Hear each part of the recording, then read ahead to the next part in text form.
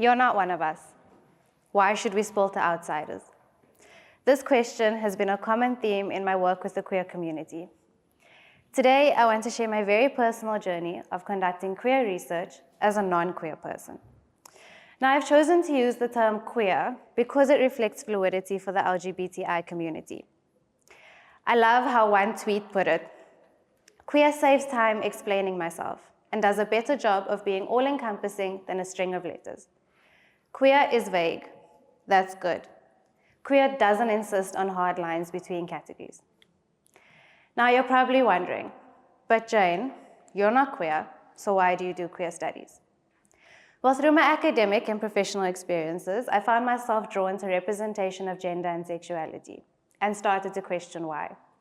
I even questioned my own sexuality. But nope, I'm comfortable and confident in my heterosexual identity. So I kept asking, well then why am I so invested in this work? The answer eventually became simple. I don't approve of unfair treatment and discrimination. I've experienced my own share of unfair treatment based on my gender as a woman. Understanding my personal reasons, I found the confidence to pursue this work. And this was despite having queer-phobic people in my close circles. I recently completed research with queer parents and their teenage children on how they have conversations about sex, gender, and sexuality at home. Juicy, I know. When I designed this research, I had this idea of comparing queer families to traditional heterosexual families, but soon realized that that's a problem because it's emphasizing that there is a difference between the two. I had to check myself and move away from that comparative approach because it just creates more of a divide. But seeing and understanding queer family dynamics completely broke down this idea of a comparison between queer and traditional families, and that queer families are out of the norm. I learned that queer families are centered on humanity, love, openness, and protection. Key family principles that we've socially constructed as exclusive to traditional families. So what I found is that it's not about queer families, it's just about family. Despite these exciting results, doing the research wasn't all smooth sailing. When reaching out to potential participants, the introduction conversations were like an interrogation. Who are you? Why are you doing this? What are you going to do with my information?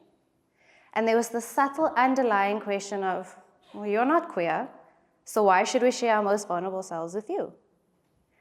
Sometimes potential participants wouldn't even engage with me directly. They would only respond or show an interest after my supervisor, a gay man, contacted them to validate me as a non-queer researcher. Now, I was taken aback by all these questions, but I had to understand where they were coming from. In South Africa, queer people still face daily struggles and discrimination. And here I was, plain Jane, asking for their personal stories. This sent me on a spiral of self-doubt. It's a big ask requesting queer parents and their teenage children to discuss how they have intimate conversations in a context where queer parenting is still largely frowned upon. I've accepted that I won't always be welcomed with open arms. We won't all be seen as having good intentions. Some queer individuals might even think we have an exploitative agenda. I quickly learned that being an advocate for queer rights and representation does not mean that I am entitled to accessing the queer community.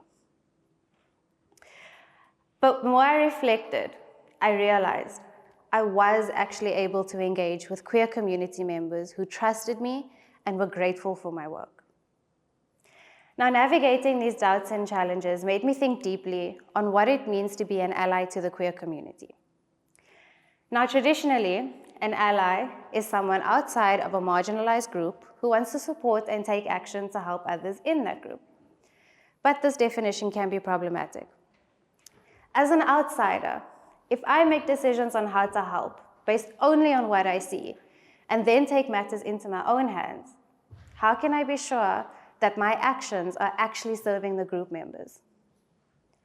I came to understand that authentic allyship is rooted in sincerity. Do I really care or am I only showing an interest so that it can benefit me professionally? I learned that you need to be honest with yourself about what sincerity in your allyship looks like. Now, in South Africa, we can look to the philosophy of Ubuntu to define allyship, which teaches us that humanity is all interconnected. Ubuntu teaches us that I am because you are. Despite our differences, our shared humanity, struggles and successes tie us together. Through Ubuntu-ness, allyship is understanding that it's not about individual heroism, but rather about collective liberation. Now, the question is, how can this allyship be put into practice? Well, I've narrowed it down to 5 key points that have helped me personally in my journey so far. First, start with a personal reflection. What are your intentions, and why are you interested in this field of work? Now, this is not as simple as it sounds, as I myself have experienced. You need to question how you have been socialized to understand gender and sexuality, and has this maybe changed over time? Do the spaces you occupy require you to put up a front of respect so that you don't get cancelled?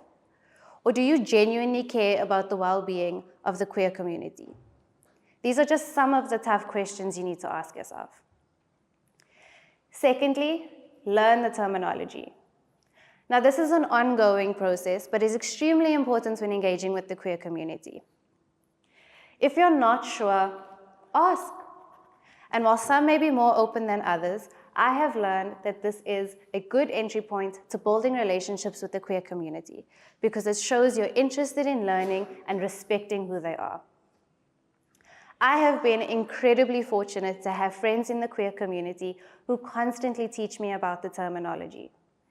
Even when I think I know something, they challenge me and keep me on my toes. Because of what I've been taught, I have been able to share that knowledge with other non-queer people to the point that they now have a genuine interest in learning so that they can be respectful of queer people that they interact with. Shout out to my mother. This just shows that a simple act of educating yourself can have so many powerful knock-on effects. This leads me to my next point of interacting. Get to know the community, directly or indirectly. Listen to their stories, scroll through social media. You'll start to better understand the needs and experiences of the queer community. But as you piece the puzzle together, still don't make assumptions. To avoid this, you need to understand the context. Now, queer lives and experiences present itself differently in various countries, provinces, cities, or even your immediate communities. I have seen this firsthand in my fieldwork and as a lecturer. Yes, there are struggles, but get rid of this idea that it's all doom and gloom. There is so much beauty in queerness. Lastly, work together. Having the background knowledge doesn't automatically mean that you can now fly solo. For example, despite my knowledge, I had to speak to many people in the queer community to develop my interview questions. When working together, maintain the dignity and value of queer individuals. Queer communities are not just sources of information or case studies for your own purposes. Now, this path of being a non-queer person working with the queer community in any capacity is filled with ongoing growth and learning. But think of it as learning about any other group that you're not a part of. A different religious or cultural group, a different industry, even just learning about the opposite gender. We're curious and excited to learn about these groups. So why should the queer community be any different? As non-queer people, it is a privilege to be invited into the queer community. And while it's not without challenges, approach this opportunity with humility, confidence, and a commitment to genuine allyship. By embracing our Ubuntu-ness, we can remove what we think is normal and abnormal about queer identities. Today, I encourage you to apply these key points in your own interactions with the community.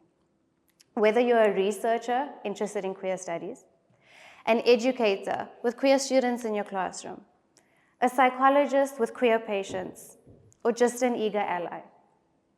Reflect and educate yourself.